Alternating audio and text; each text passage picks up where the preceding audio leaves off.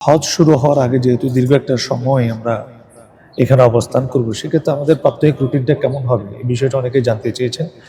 সেই জন্য আজকে এই ভিডিওর অবতারণা ইনশাল্লাহ আজকে বলার চেষ্টা করব আমরা কিভাবে প্রতিদিনের রুটিনটা আমরা সাজাতে পারি। মসজিদুল হারামের আজানের রুটিনটা সম্পর্কে আমাদেরকে জানতে হবে। আহলে হাদিস আন্দোলন বাংলাদেশ। আসসালামু আলাইকুম ওয়া রাহমাতুল্লাহি ওয়া বারাকাতুহু। আলহামদুলিল্লাহি ওয়া কাফা ওয়া সালামুন আলা ইবাদিহিল্লাযিনা ইসতাফা, আম্মা বা'দ। সম্মানিত তারিক টিভির দর্শকবৃন্দ, আশা করি সবাই ভালো আছেন।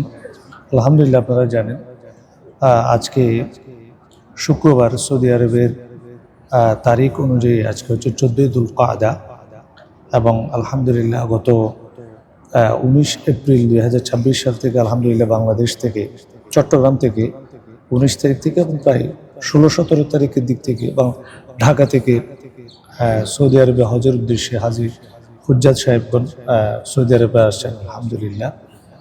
তো অনেকেই জানতে চেয়েছেন, আসলে যেহেতু সৌদি আরব নতুন একটা জায়গা, সেখানে আমরা হজ শুরু হওয়ার আগে যেহেতু দীর্ঘ একটা সময় আমরা এখানে অবস্থান করব, সেক্ষেত্রে আমাদের প্রাত্যহিক রুটিনটা কেমন হবে এই বিষয়টা অনেকেই জানতে চেয়েছেন। সেই জন্য আজকে এই ভিডিওর অবতারণা ইনশাল্লাহ আজকে বলার চেষ্টা করব যে আমরা কিভাবে প্রতিদিনের রুটিনটা আমরা সাজাতে পারি।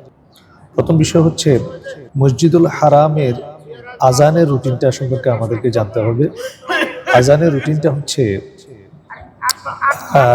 আমরা জানি বাংলাদেশের মধ্যে সময় এবং সৌদি আরবের সময়ের মধ্যে অনেক পার্থক্য রয়েছে। সেজন্য আমাদেরকে প্রথমে সৌদি আরবের বিশেষ করে মসজিদুল হারামে 5 ওয়াক্ত সালাতের আজানের সময়টা সম্পর্কে আমাদেরকে জানতে হবে। সেই জন্য একটা অ্যাপস পাওয়া যায় সৌদি আরবে, আল মুসাল্লি, যেটা ইংরেজিতে আল মুসাল্লি নামে লেখা হয়েছে। সেটা আমরা ইনস্টল করে আমরা মক্কা লোকেশন দিয়ে আমরা সেটা ইংরেজি ল্যাঙ্গুয়েজ সিলেক্ট করে আমরা সেটা আমাদের মোবাইলে আমরা ইনস্টল করে নিতে পারি। মসজিদুল হারামের আজানের যে বৈশিষ্ট্য, সেটা হচ্ছে প্রত্যেক ওয়াক্ত সালাতের আউয়াল ওয়াক্ত যখন শুরু হয় তখন আজান দিয়ে দেওয়া হয়। যেমন আজকে 14ই যুলকাদা, আজকে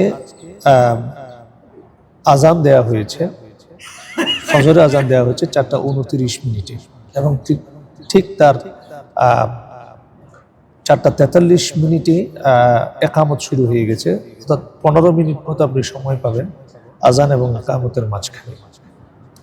এবং এর আগের দিন আমরা জোহরের সালাত, যেমন আজকে জোহরের সালাতের ওয়াক্ত হবে 12টা 18 যদি বা আজকে শুক্রবার ইয়ামুল জুমআ সালাত, এখানে এর আগের দিন 12টা 18 12টা 19 সাধারণত জোহরের ওয়াক্ত শুরু হয় এবং 12:30টায় জোহরের ফরজ সালাত শুরু হয়ে যায়। তো সুতরাং আমরা এখানে যে বিষয়টা জানতে পারলাম সেটা হচ্ছে যে ওয়াক্ত শুরু হওয়ার সাথে সাথে, আউয়াল ওয়াক্ত শুরু হওয়ার সাথে সাথেই এখানে আজান দেওয়া হয় এবং 10 থেকে 15 মিনিটের মধ্যেই একামত প্রদান করা হয়। তো আমরা কিভাবে আমাদের রুটিনটা সাজাতে পারি? প্রথমটা হচ্ছে আমাদেরকে চেষ্টা করতে হবে রাতে তাহাজ্জুদ সালাত এখানে আদায় করার জন্য। সেহেতু যদি আমরা জিয়াত, মিসফালা বা মসজিদুল হারামের আশেপাশে যারা রয়েছেন, তারা অবশ্যই চেষ্টা করতে হবে 3:30টার মধ্যেই, মিনিমাম 4টার মধ্যে মসজিদুল হারামে উপস্থিত হওয়ার জন্য। এবং যারা একটু দূরে রয়েছেন তাদেরকে চেষ্টা করতে হবে 3টা 3:30টার মধ্যে উঠে মসজিদুল হারামে চলে আসার জন্য, যাতে আমরা তাহাজ্জুদের সালাত আদায় করতে পারি।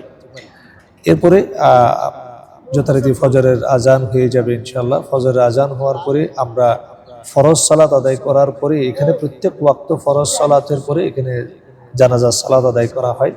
ফরজ সালাতের পরে এখানে একামত দেখা দেখবেন ঘোষণা করা, এলান করা হয় আসসালাতু আলাল আমওয়াত ওয়াল আতফাল, এভাবে ইয়ারহামুকুমুল্লাহ, এভাবে অর্থাৎ জানাজার সালাতের এলান করা হচ্ছে। আমরা জানাজার সালাতের মধ্যে আমরা শরীক হব।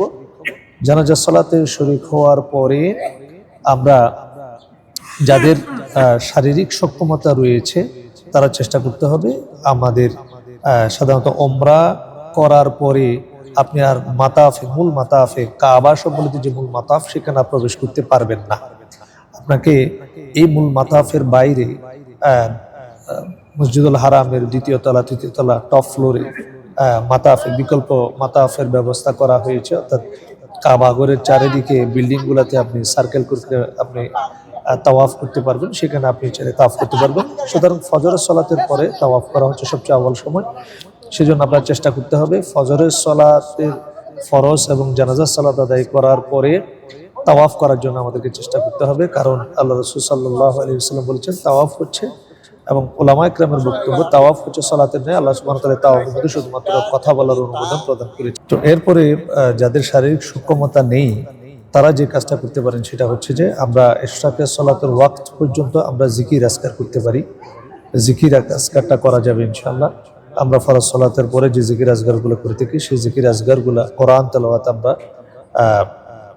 ইশরাকে সালাত পর্যন্ত আমরা আদায় করব। এরপর ইনশাআল্লাহ আমরা ইশরাকে সালাত আদায় করব। আল্লাহ রাসূল সাল্লাল্লাহু আলাইহি ওয়াসাল্লাম এবং যারা তাওয়াফ করবেন, তাওয়াফ করার পরে আপনি চেষ্টা করবেন ইশরাকে সালাতটা আদায় করে যাওয়ার জন্য। সাধারণত ওমরার মধ্যে তাওয়াফ আদায় করার পরে 2 রাকাত সুন্নাত আদায় করা হয়। অনেকে এটা তাওয়াফের পরেও এটা অনুমোদন করেছেন, অনেকে পড়তে বলেছেন।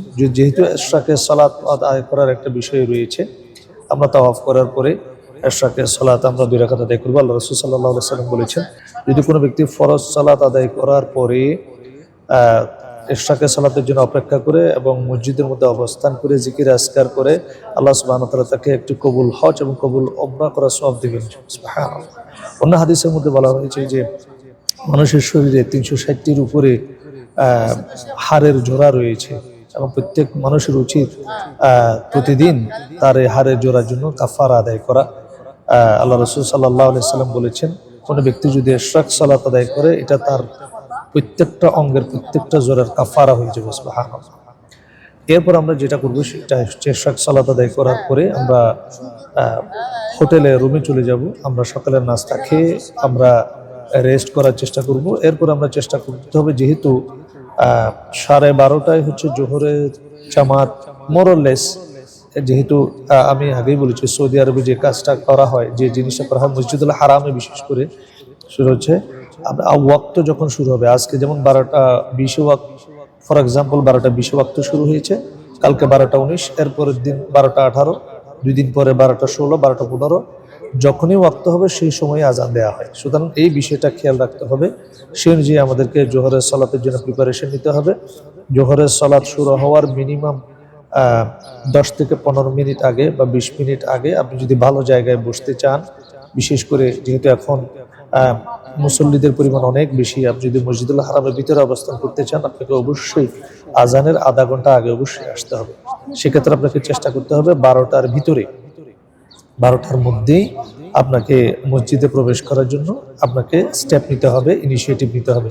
আর জুমার সালাতের ক্ষেত্রে অবশ্যই 9টা থেকে 9:30টার মধ্যে আপনাকে চলে আসতে হবে। এর বাইরে আপনি মসজিদে ভালো কোনো জায়গায় ভিতরে আপনি জায়গা পাবেন না। এরপর আমরা জোহরের সালাত আদায় করার পরে, আমরা সুন্নাত আদায় করার পরে আমরা জোহরে লাঞ্চ করার জন্য হোটেলে চলে যাব, একটু কাইলুলা করবো ইনশাল্লাহ। এবং আসরের সালাতের জন্য একই আমরা আসর, মাগরিব এবং এশা পড়ার নিয়তে আমরা একসাথে হোটেল রুম থেকে চলে আসব। আমরা আসরের সালাত আমরা এখানে আওয়াল ওয়াক্তে আমরা আদায় করব। এখানে সাধারণত এখন বর্তমানে যেটা বলা হলো যে আসরের সালাতটা আওয়াল ওয়াক্তে এখানে আদায় করা হয়ে থাকে। 3:45, 3:50, 3:50-এর দিকে, 3:50-এর দিকেই এখন 3:45 থেকে 3:50, 3:40, 3:50-এর মধ্যেই আসরের সালাত আদায় করা হবে। এখানে মিনিটের কম বেশির বিষয়টা আর উল্লেখ করলাম না। এরপর আমরা ফরজ সালাত আদায় করার পরে আমরা চেষ্টা করতে হবে আসর, জোহর, আসরের সালাত মসজিদের ভিতরে আদায় করার জন্য চেষ্টা করতে হবে। যেহেতু অনেক গরম, সেহেতু ভিতরে আদায় করার জন্য চেষ্টা করতে হবে। আসরের ফরজ সালাত আদায় করার পরে সবচেয়ে ভালো হয় আসরের ফরজ সালাতটা আদায় করা 93 নম্বর গেটের ভিতরে। 93 নম্বর যে বাব রয়েছে, 93 নম্বর গেটের ভিতরে আসরের সালাত আদায় করে সেখানে কোরআন তেলাওয়াত এবং জিকির আসগারে মশগুল থাকা মাগরিবের সালাত আদায় করা পর্যন্ত। এবং যারা সিয়াম রাখবেন সোমবার, বৃহস্পতিবার এবং আইয়ামে বীজের সিয়াম যারা রাখেন, আইএমএ বীজের সিয়াম তখন চলে যাচ্ছে, যারা সোমবার এবং বৃহস্পতিবার সিয়াম রাখেন তাদের জন্য সুসংবাদ হচ্ছে প্রত্যেক দিন এই 93 নম্বর গেটের মধ্যে সুফারুল ইফতার একটি অর্গানাইজেশন রয়েছে, তারা ইফতার ও সায়েম এই প্রজেক্টটি তারা চালু রাখে। প্রত্যেক দিন তারা ইফতারি করায়, যারা সিয়াম রাখে না তাদেরকেও তারা ইফতার সামগ্রী প্রদান করে 93 নম্বর গেটের ভিতরে। সুতরাং যারা সিয়াম রাখেন তারা এই 93 নম্বর গেটের মধ্যে বসবেন। এবং আসরের সালাত আদায় করার পরে কোরআন তেলাওয়াত, জিকির আজগার করে আমরা মাগরিবের সালাতের আজান হওয়ার পরে যদি পরিবারের সাথে কথা বলতে চান, সেখানে বাঙালি অধ্যুষিত 2টা বাব রয়েছে, 85 এবং 84 নম্বর গেট। 85 এবং 84 নম্বর গেটের মধ্যে আপনারা চাইলে জিকির আজগার বা কথাবার্তা আপনারা বলতে পারেন। সবসময় ইবাদত বন্দেগীর মধ্যে কাটানোর চেষ্টা করা উচিত বলে মনে করি।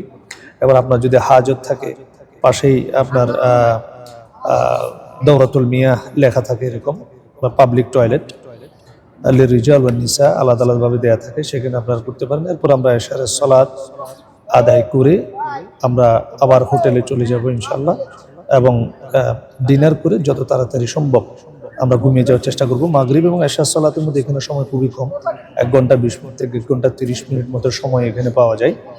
আর সেই সময় এশারের সালাত হয়ে যায়। এই জন্য এশারের সালাত আদায় করে তাসর, মাগরিব, এশা এই 3টা সালাতে একসাথে আদায় করে নিয়ত এখানে আসতে হবে। এসে আমরা ইনশাআল্লাহ এশারের সালাত আদায় করে ডিনার করে তাড়াতাড়ি ঘুমিয়ে যাওয়ার চেষ্টা করতে হবে, যেহেতু আবার তাহাজ্জুদের জন্য, ফজরের সালাতের জন্য খুব আর্লি উঠতে হবে। এই রুটিনটা যদি আমরা মেনটেন করতে পারি, এবং এখানে আরেকটা বিষয় রয়ে গেছে, সেটা হচ্ছে তাওয়াফ করার ক্ষেত্রে, ওমরা তাওয়াফের ক্ষেত্রে পরে আমরা যখন তাওয়াফ করব কোন গেটটা আমরা ব্যবহার করব, এখানে মাতাফে ওঠার জন্য একটা ডেডিকেটেড গেট রয়েছে, সেটা হচ্ছে 91 নম্বর গেট। 91 নম্বর গেট দিয়ে আপনি দ্বিতীয়, তৃতীয়, চতুর্থ তলায় আপনি যেখানে তাওয়াফ করা হয় সেখানে ইজিলি আপনি যেতে পারবেন। এখানে এলিভেটরের ব্যবস্থা রয়েছে।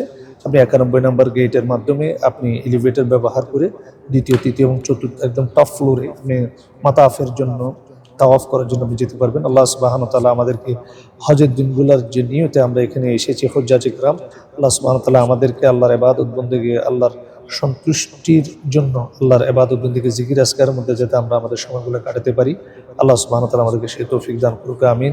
আকুলু কওলি হাযা ওয়া আস্তাগফিরুল্লাহ লি ওয়া লাকুম ফাস্তাগফিরুহু ইন্নাহু হুয়াল গফুরুর রহিম। আসসালামু আলাইকুম ওয়া রাহমাতুল্লাহি ওয়া বারাকাতুহু।